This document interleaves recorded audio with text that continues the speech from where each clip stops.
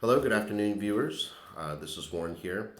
Today I'm gonna go over kind of maybe a little bit more fun topic. I've got one of the most common questions that I get asked by folks is, how do I get wealthy, right? How do I become rich?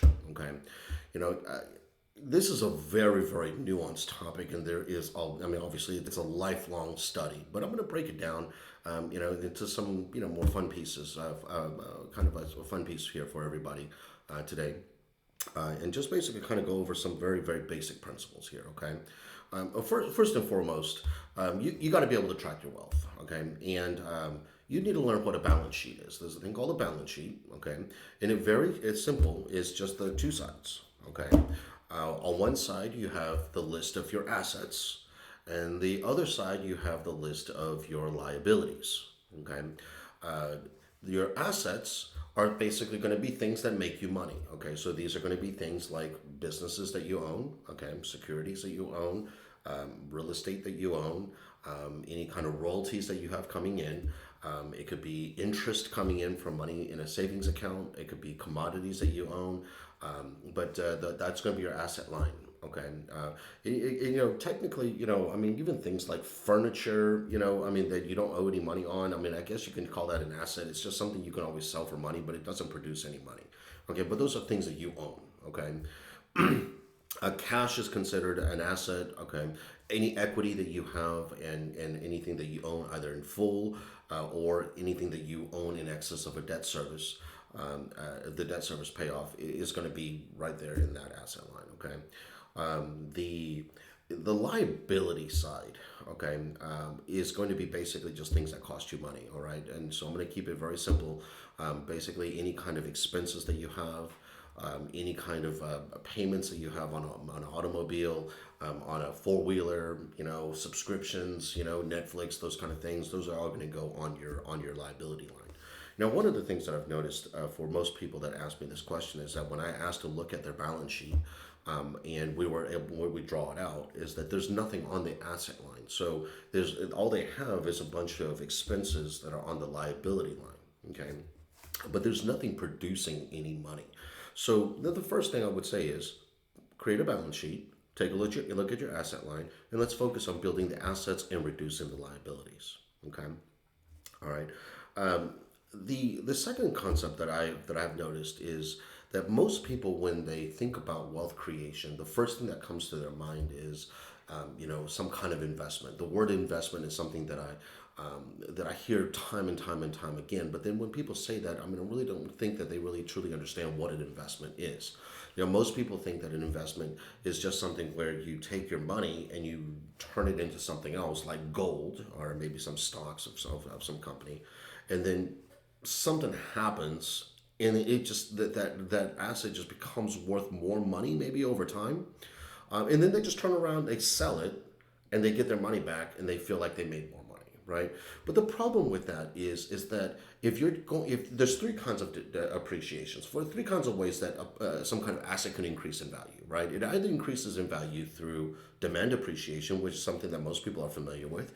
This is largely speaking when you have a lot more demand for whatever it is that you have versus the supply, the value of it tends to go up. Now, of course, there's also price and volume, but generally speaking, that's just kind of what it is. Okay, all right, some kind of demand that's pushing that value up, right? So another way that we can gain more value in an asset is through inflation appreciation, and this is just basically not appreciation at all. It's just basically the numbers going up higher on your assets, but it's not really worth it more, because the value of your money got smaller, right? I mean, you look at houses in where I live in Houston, back in the 1980s, I mean, they were sold. I mean, these houses, average medium family house, say 4 bedrooms, 2.5 bathroom, roughly about 2,000 square feet, was average sold for about $85,000. Now, 40 years later, it's about maybe now these properties are maybe about 170, 180,000. The trouble is that when we offset for inflation, we identify that 180,000 today buys basically the same thing that $85,000 did 40 years ago. So I would argue to say that, even though the numbers went up, the value certainly didn't go up at all. Okay. But there's a third kind of appreciation, and that's called forced appreciation. And ladies and gentlemen out there, this is an incredibly important concept. The people that are getting wealthy based on forced appreciation. They are not buying something hoping that something will happen. Hope is just simply not a winning battle strategy. They are buying something or taking control of something, usually through some kind of leverage. Okay. But when they acquire the control of whatever that asset is, they have ways to be able to increase the value of that asset. Right. So, like for example, you might buy a little used car, junk car for $5,000. Now, if you're a good mechanic, you might identify, hey, you know what? I can take $3,000 worth of tools and materials. I'm in it for $8,000, and then with this work, this car or this vehicle with this particular make, year, and model could then sell into the market for something like maybe 14 or 15,000, right? So that concept there is called forced appreciation.